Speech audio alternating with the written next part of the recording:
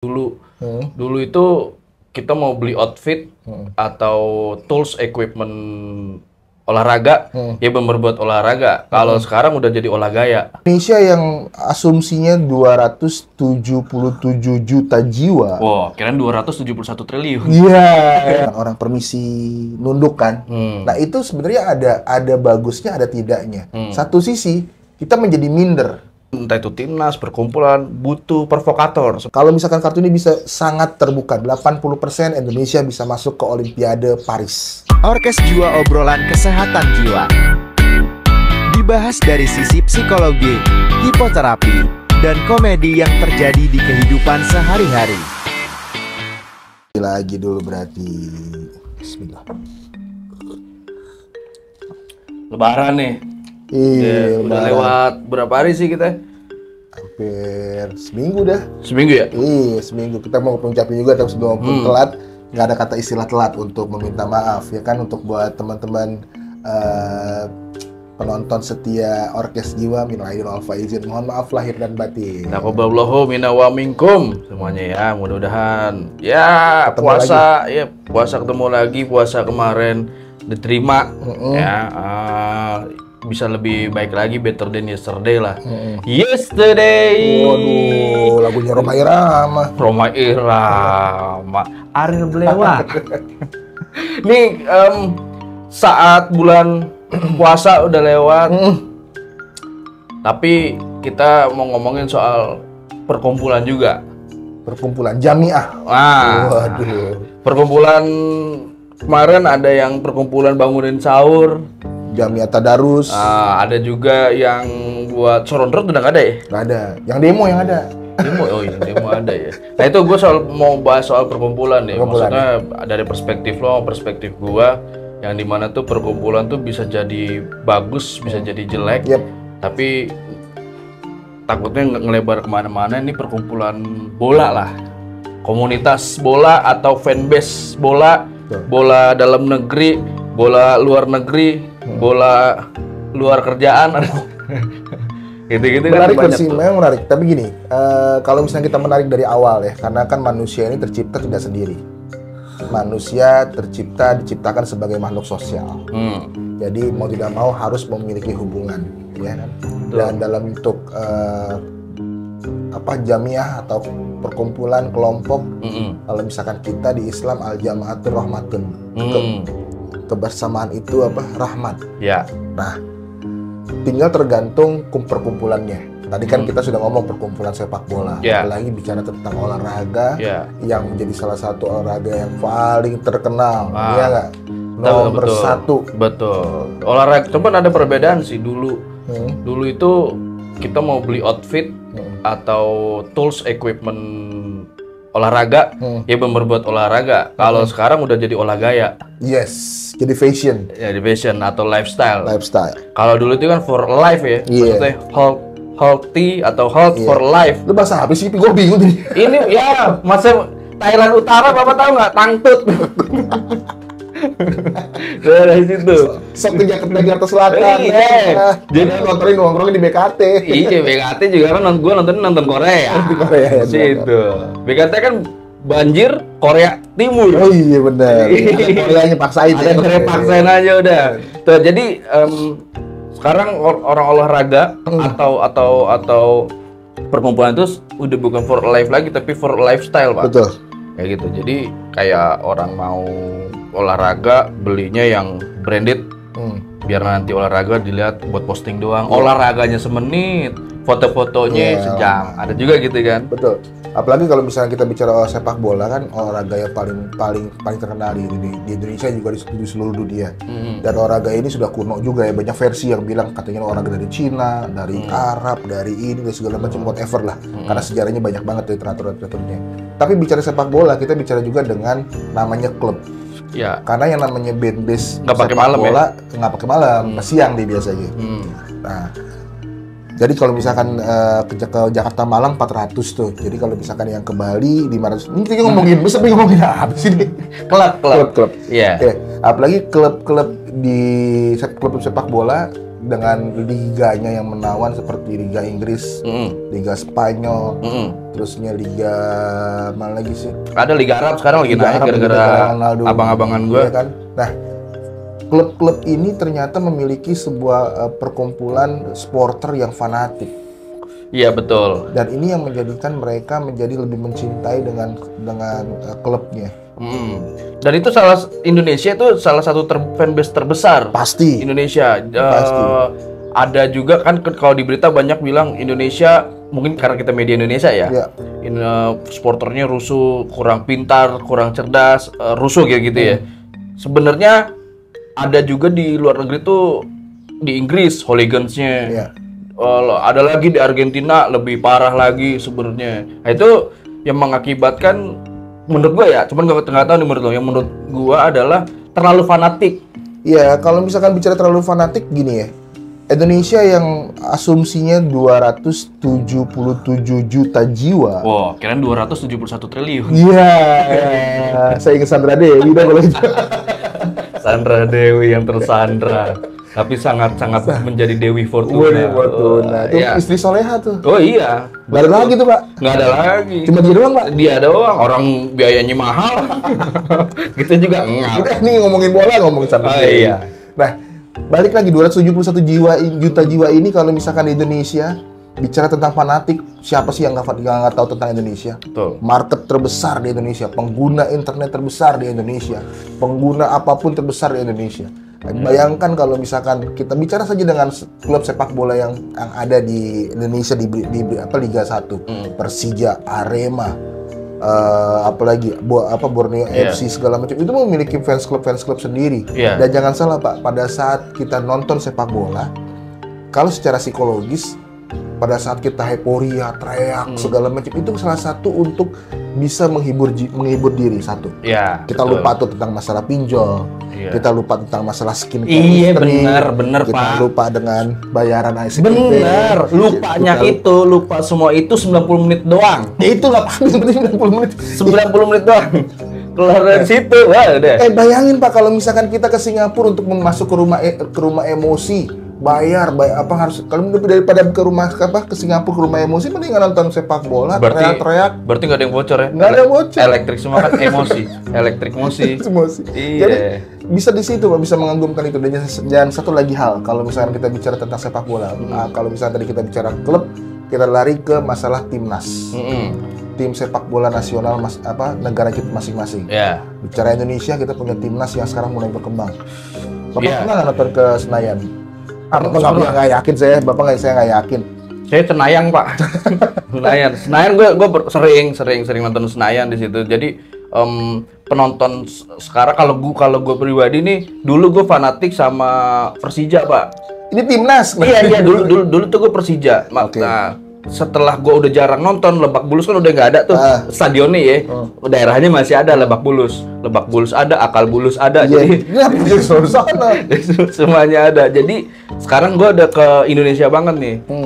Masalah supporter ada yang terbelah juga.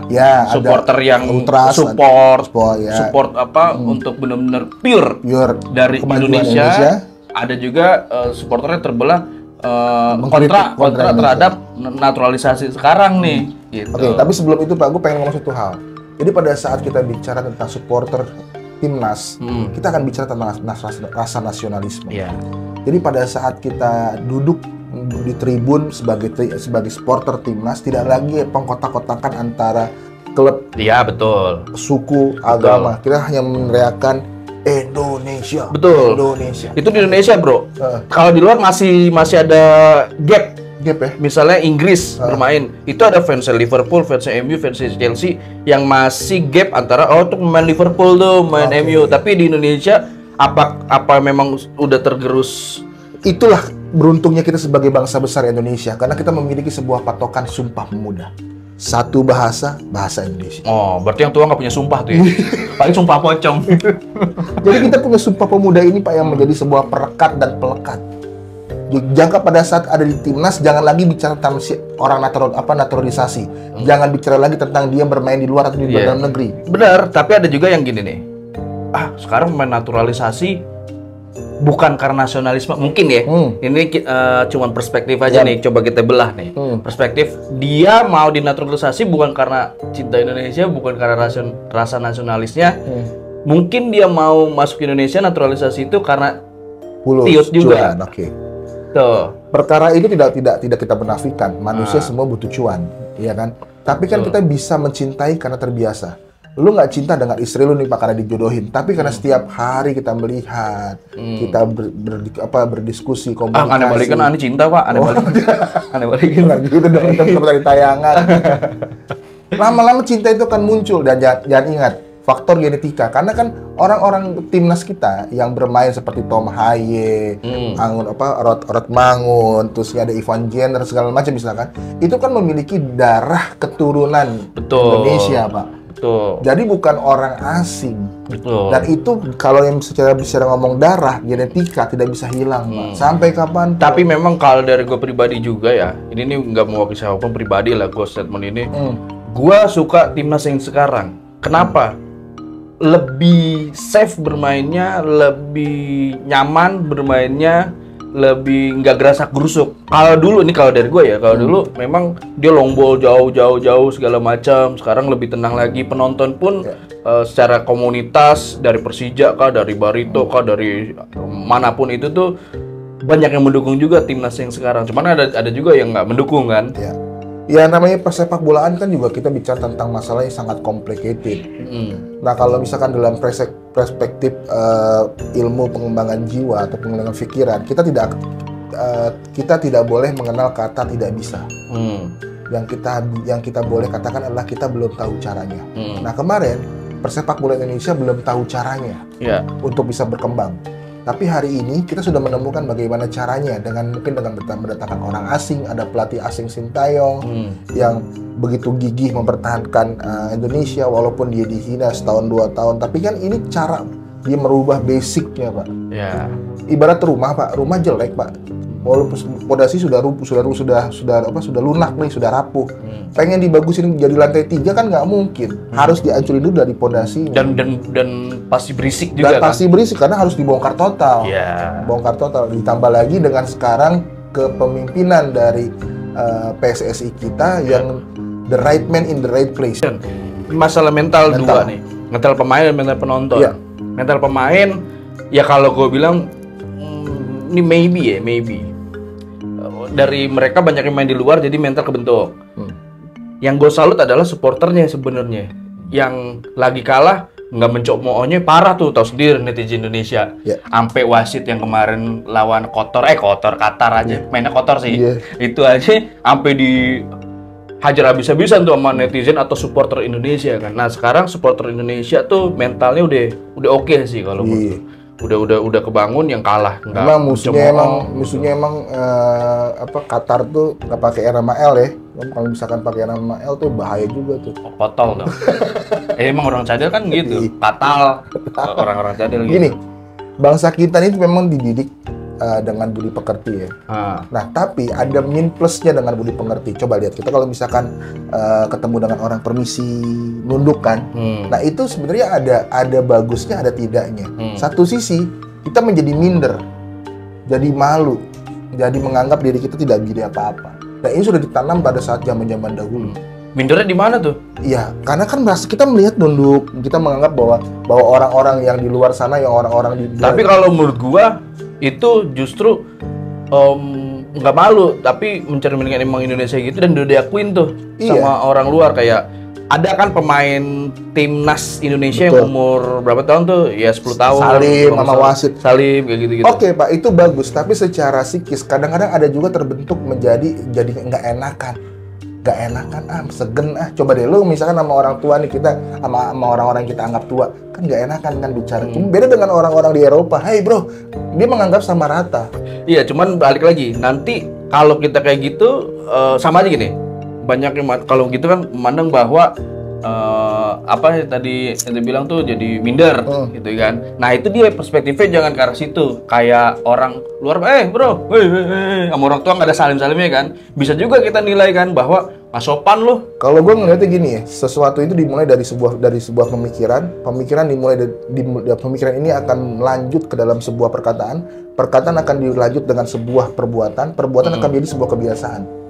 Nah, di Indonesia kan kita selalu begitu tuh. Jadi kita menganggap mental kita dulu itu menganggap kalau ketemu dengan orang asing sudah menganggap wow duluan, wow.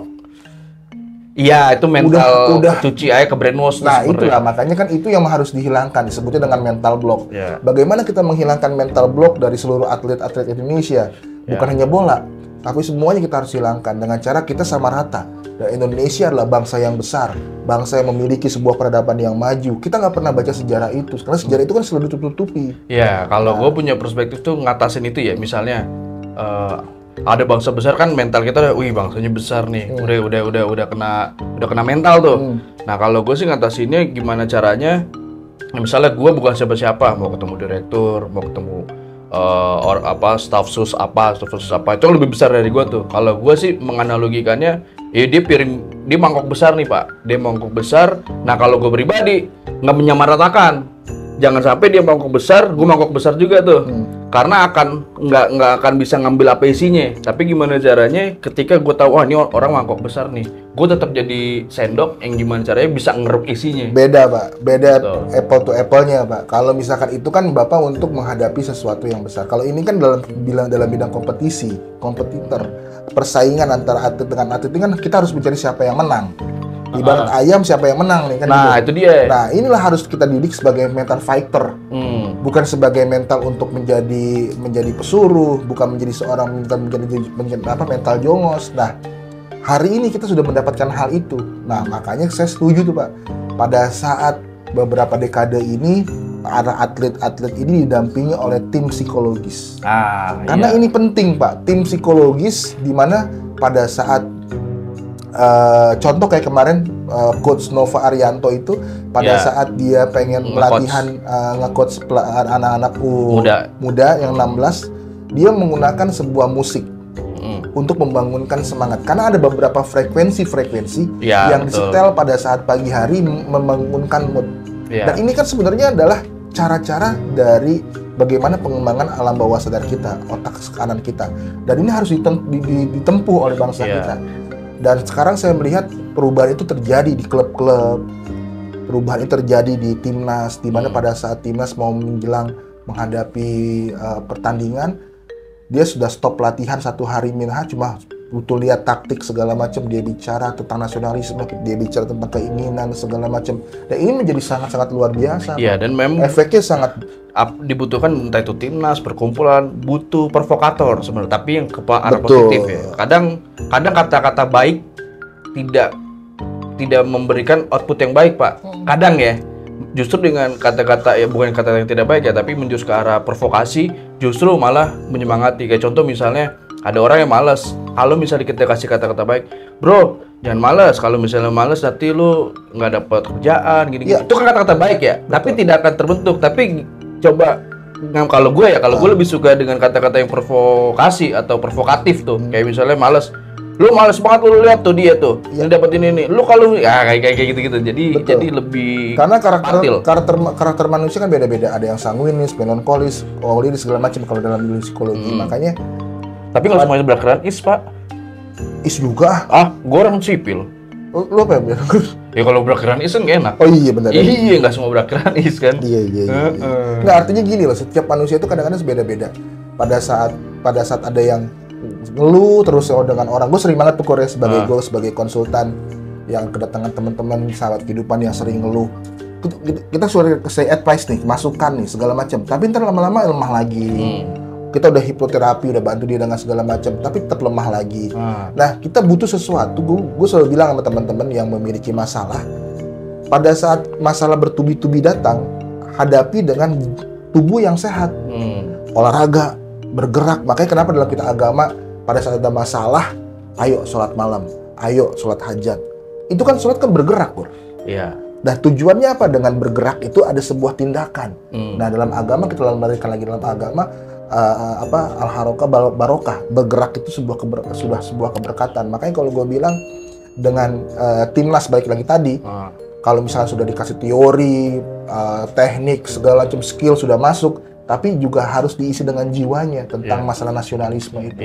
Apa visi dan misinya dia bermain bola? Apa tujuannya dia pada saat memenangkan pertandingan-pertandingan penting mancanegara? Kayak contohnya sekarang sedang ada di Qatar ini Piala Asia U23. Efeknya apa sih? Dahsyat Pur efeknya. Iya, betul. Demam bola itu dahsyat banget. Iya, nggak pakai dikompres, Nggak pakai dikompres, nggak dikasih amoxilin, segala macam, bayangin. Tapi gue nyimpulin sih bahwa setiap orang itu, mau supporter, mau pemainnya, atau staf siapapun itu sangat sulit untuk dikasih masukan, Pak. Karena mereka bukan butuh masukan, tapi butuh pemasukan. Ya. Cuma kasih masukan, nggak ada pemasukan, betul, ya kan? Betul. Yang penting kasih pemasukan, mau masukan itu bagus atau jelek, pasti diterima sama dia. Iya, tapi kalau kemasukan juga nggak enak juga. Itu setan, Pak. Nah, jadi gini, kalau misalkan gue ngelihatnya dalam bola ini, Kur, ya, euforia yang terjadi beda di Indonesia beda dengan negara-negara lain. Indonesia ini sangat luar biasa karena kita memang merdeka 1945 itu bukan karena dikasih, tapi karena kita berjuang. Satu. Jadi timnas kita biarpun kalah mau menang, tetap saja banyak yang mendukung, Pur. Iya pasti. Apalagi sekarang dengan performanya yang semakin epic, ya kan, semakin naik. Kayak contoh kemarin, kalau kita mental kita nggak jadi pada saat sudah kalah dengan Qatar 2-0, apalagi dengan ditambah bumbu-bumbu trik wasit yang kasar, ya kan? Itu pasti down tuh secara mental. Wah, gue dizolimi nih. Kalau misalnya kita ikutin sinetron Indosiar kan, wah udah berdarah-darah tuh gitu. Makanya dizolimi, masuk ke dalam zona victim, ya kan? Untungnya kemarin Indonesia kalah sama Qatar 0-2 ya. Cuman wasitnya ya yang ibaratnya diserang gitu. Betul. Ya. Takutnya lagi kalah gitu, dia banding ke MK, Pak. Bisa nggak ya kayak gitu ya? Bisa ya? Ujung-ujung kita sholat Jumatan jalanan dong. Ini ada kartu ini, tarot. Tahan dulu, Pak. Sini menarik nih, Pak. Nah, balik lagi kan banyak juga sekarang ada yang komentar yang buruk-buruk nih, Pak. Kayak misalkan ada komentar miring, kayak misalkan seorang pengamat bola, Bung Toto Toel, ya kan? Kalau gue bilang, Indonesia butuh Toto. Jadi jangan gue setuju banget dengan Toto. Karena kalau misalkan semuanya sepakat, ada orang yang tidak sepakat, itu harus menjadi pembanding. Iya, sebenarnya gue bukan sepakat terhadap Bung Toel ini, terhadap sikap dia. Karena dengan adanya istilah kasarnya bacotannya dia tuh, itu makin jadi tuh. Betul. Ya kan, kayak STY-nya dari timnasnya. Istilahnya gini, mereka membuktikan bukan untuk jutaan rakyat Indonesia, tapi cuman tapi bahayanya itu hanya untuk membuktikan ke Bung Toel doang. Kalau gue punya prinsip gini, Pak, dalam dunia filsafat atau apapun bentuknya, dunia ini kan manusia ya. Manusia itu tempatnya harus punya sebuah dinamika. Nah, manusia itu kalau misalkan semuanya berjalan lurus-lurus saja, itu udah kenyamanan, Pak. Nyaman nanti lama-lama lupa diri. Makanya butuh ada ganjelan-ganjelan kecil, hal-hal yang sifatnya membuat jadi teguran. Nah, Bung Toel mengambil posisi sebagai batu ganjalan itu. Walaupun dia tahu nih, gue bakal diserang sama netizen, gue bakalan tapi gue salut dengan Bung Toel. Apapun bentuknya, persepak bolakan Indonesia akan maju dengan apa yang dia cuitkan. Karena itu kan menjadi sebuah warning, alarm, pemecut. Harus ada seorang pemecut. Nggak bisa semuanya orang yes dengan Sintayong, nggak pernah. Sama pun dengan dalam dunia perpolitikan, ada Rocky Gerung, ada butuhnya ada Budiman Sujatmiko. Itu kita perlukan orang-orang itu. Ngabalin. Karena hidup ini yin and yang, panas hitam putih, panas dingin. Kita butuh pembanding, dan itu harus balance. Di STY kan pasti kan STY, Bung Toel kan ada pro dan kontra. Yang tahu Bung Toel itu seperti apa kan dia sendiri sama keluarganya, terus juga dari supporter hanya bisa menilai. Nah, coba gue mau tahu perspektif dari kartu tarot nih. Kartu tarot ya? Dari Bung Toel itu. Oke. Kira-kira gimana ya? Ini biar juga teman-teman sahabat pemirsa soal podcast. Nanti kadang dulu pemirsa. Nah, gue mau tahu Bung Toel dari perspektifnya tarot. Oke. Daily life berarti kan harian hidup. Oke, jadi tarot ini sebenarnya simbol-simbol, dan banyak banget orang-orang yang menggunakan tarot sebagai membaca bukan prediksi sih, membaca alur kemana sih mau kemana gitu, dan tidak bisa menentukan nasib juga. Kira-kira apa yang mau kita lihat dari Kita akan Bung melihat Toel di Bung Toel secara karakter. Oke. Oke, secara karakter, dan kita akan melihat prediksi Indonesia masuskah ke Pildur atau ke Olimpiade. Wah, seru kali ya? Seru. Ini buat teman-teman yang judi slot ya, mungkin bisa jadi acuan. Ya kan ada juga, Pak. Bentar ya Pak, saya kalau misalnya kayak orang-orang di luar sana gitu kan, padahal cuma gaya doang, gila, cuma nggak kartu apa-apa. doang, nggak penting juga gitu. Kadang-kadang karena gue rem juga gitu. Kalau di luar, kalau misalnya ada orang yang bicara terus, Ini kopi masih panas nih. itu nih kadang-kadang, aduh lebay banget sih, biarin lah, haknya mereka masing-masing. punya cuma style sendiri namanya ya. juga gimmick gitu ya, dalam sebuah trik, dalam sebuah Ini yang ngocok emang lo bisa gua atau boleh lu, boleh gue. Coba ya. Nah, kalau lu mewakili sebagai netizen Iya. Indonesia ya, oke. kemarin net pingpong, Pak. Oh, red pingpong, dengan aku putus. Bebas nih ya. Tapi lo sendiri tahu kartu tarot itu jumlahnya berapa? Kartu tarot itu sebenarnya ada arkan mayor, arkan minor, ada 74 atau 78. Kalau ini hanya 72. Ini 72. Negeri tuh. Nah, negeri. Iya kan ada angkanya. Bener. Nemnya masuk nggak? Terus masuk zona nggak? Ya, yang penting kan ada orang dalam. Nah, Dan nih ya. udah. Terus gua kasih lagi. Bukan nggak? Kasih dong. Jam gue masuk lu pegang ya kan. Oke, kita ngelihat Bung Toel dulu. Oke. Kita butuh Berapa kartu? 2 kartu, ambil. Bebas. Bebas. Gua tunjukin apa? Entar. Tunjukin. Tunjukin langsung ya. Satu kelihatan nggak, brother? Fokus nggak? Hah? Di sini fokus nggak?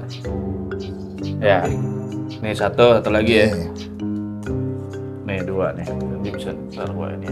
Oke, Ini 2 ada kartu 2. ya. Iya. 2 kartu ini gambarnya satu seorang wanita yang di sini bersantai seharian, enjoy. Oke.